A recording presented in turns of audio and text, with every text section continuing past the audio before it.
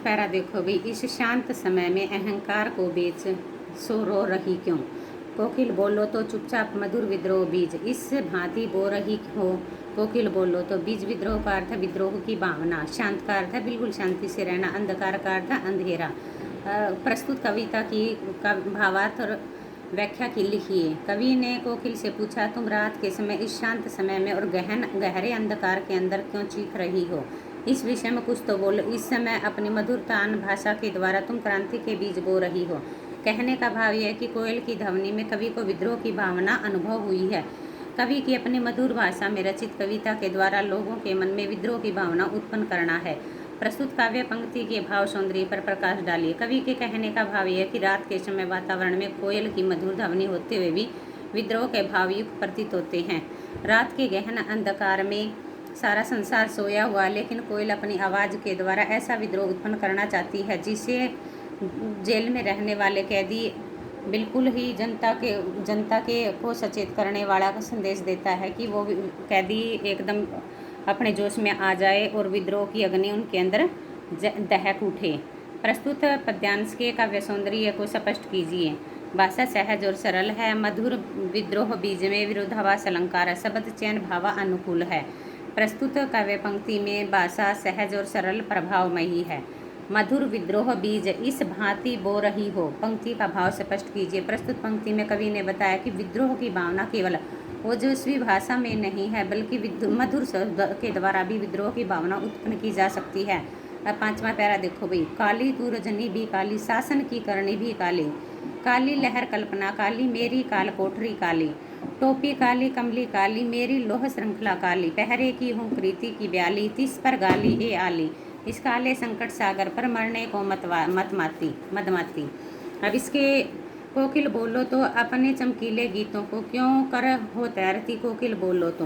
अब इसके शब्दार्थ ध्यानपूर्वक सुनो भाई। रजनी का अर्थ होता राजकरणी, काली का अर्थ बुरे कर्म करने वाले, लोह श्रृंखला लोहे की जंजीरें, हुकृति का अर्थ हुंकार, व्याली का अर्थ सर्पिणी, आली का अर्थ सखी, मदमाती का अर्थ मस्ती। प्रस्तुत पद्यांश की भावार्थ और व्याख्या लिखिए। प्रस्तुत पद्यांश में कवि ने अंग्रेजी शासन द्वारा भारतवासियों पर किए गए अन्याय और अत्याचारों का वर्णन किया है। कैदी रूपी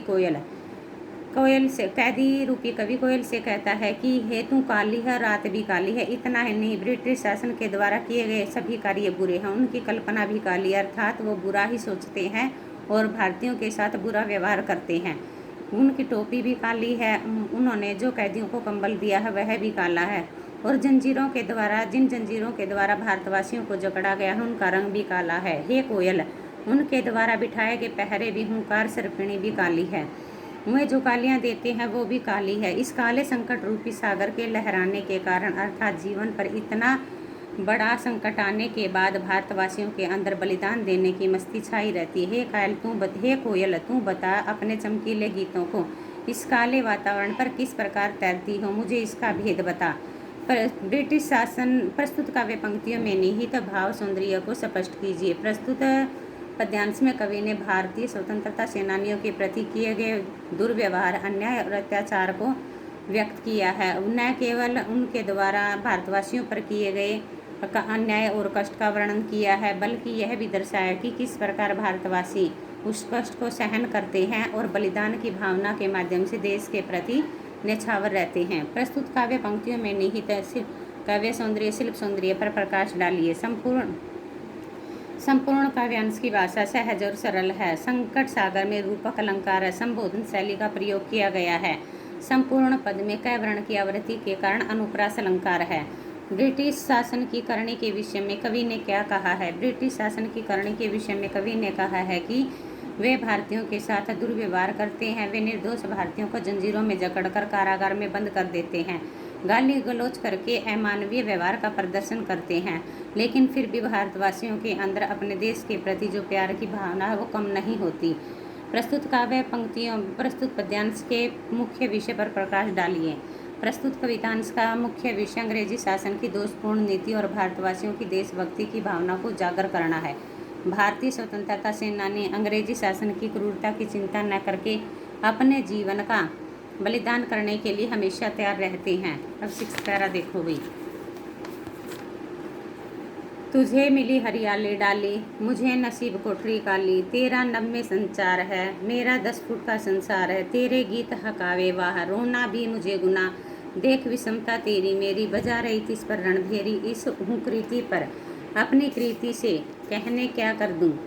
कोकिल बोलो तो मोहन के व्रत पर प्राणों का आसवन किसमें भर दूं। कोकिल बोलो तो डाली का अर्थ होता है टहनी, नसीब का अर्थ होता भाग्य, संचार का अर्थ होता घूमना फिरना, 10 फुट का संसार का अर्थ है 10 फुट की लंबी कोठरी जिसके अंदर कभी बंद है।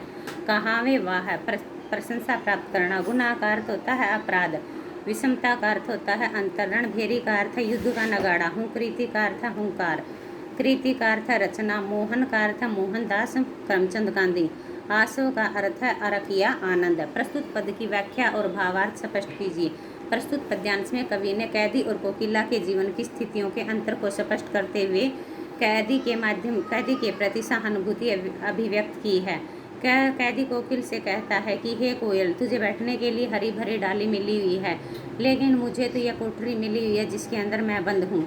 तेरे उड़ने के लिए सारा आकाश है, जबकि मेरे लिए सिर्फ 10 फुट की काल कोठरी है जिसके अंदर मुझे बंदी बनाया गया है। इतना ही नहीं, लोग तेरे गीत सुनकर वाह वाह कर उठते हैं, अर्थात तेरे गीतों की सराहना की जाती है, लेकिन मेरा तो रोना भी अपराध माना जाता है, अर्थात मैं तो अपने मन की पीड़ा अपने अंदर ही रखता हूँ। तू इस विषमता को देखते हुए युद्ध का नगाड़ा बजा रही है। कवि पुनः कोयल से प्रश्न पूछता है कि इस हुंकार पर मैं अपनी रचना में क्या कर सकता हूँ, अर्थात अपनी काव्य रचनाओं के माध्यम से लोगों को किस प्रकार जागृत कर सकता हूँ, अंग्रेजी शासन के विरुद्ध भारतीय जनता में विद्रोह की भावना भर सकता हूँ। हे कोयल, तू ही बता, महात्मा गांधी के स्वतंत्रता प्राप्ति के व्रत पर प्राणों का आनंद किस में भर दूं।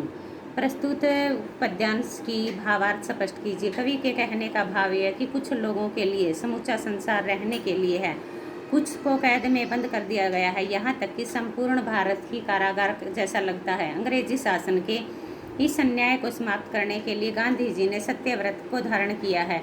हम उसमें शामिल होकर के उनका साथ देना चाहते हैं। प्रस्तुत काव्य पंक्तियों का शिल्प सौंदर्य स्पष्ट कीजिए। प्रस्तुत काव्य पंक्तियों का भाव सौंदर्य स्पष्ट कीजिए। प्रस्तुत कवितांश में कवि ने कैदी और कोकिल के जीवन की परिस्थितियों में अंतर स्पष्ट करते हुए कहा है कि भारतीयों के मन में सहानुभूति उत्पन्न की है कि किस प्रकार भारतीय जेल में रहकर भी अपने दृढ़ संकल्प से पीछे नहीं हटते। कवि ने महात्मा गांधी के स्वतंत्रता प्राप्ति के दृढ़ निश्चय को उजागर किया है। प्रस्तुत काव्य पंक्तियों का शिल्प सौंदर्य भाव काव्य सौंदर्य स्पष्ट कीजिए। इस पद्यांश की भाषा शैली सहज और सरल है। संपूर्ण पद में अनुप्रास अलंकार का प्रयोग हुआ है। शब्द चयन विषय अनुकूल है। प्रस्तुत कवि कैदी और कोकिल के जीवन में क्या अंतर बताया गया है। प्रस्तुत पद्यांश में कैदी और कोयल के बीच में जीवन का अंतर स्पष्ट करते हुए कवि कहता है, कोयल हरी भरी टहनी पर बैठी है, कैदी के भाग्य में काल कोठरी है। इसी प्रकार कोयल खुले आसमान में उड़ान भर सकती है, जबकि कैदी 10 फुट लंबी कोठरी में बंद है। कोयल की ध्वनि को सुनकर लोग उसकी प्रशंसा करते हैं, जबकि कैदी अपने दुख को भी व्यक्त नहीं कर सकता।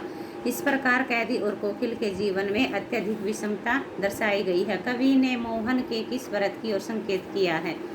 कवि ने मोहन के देश को स्वतंत्र कराने के व्रत की ओर संकेत किया है।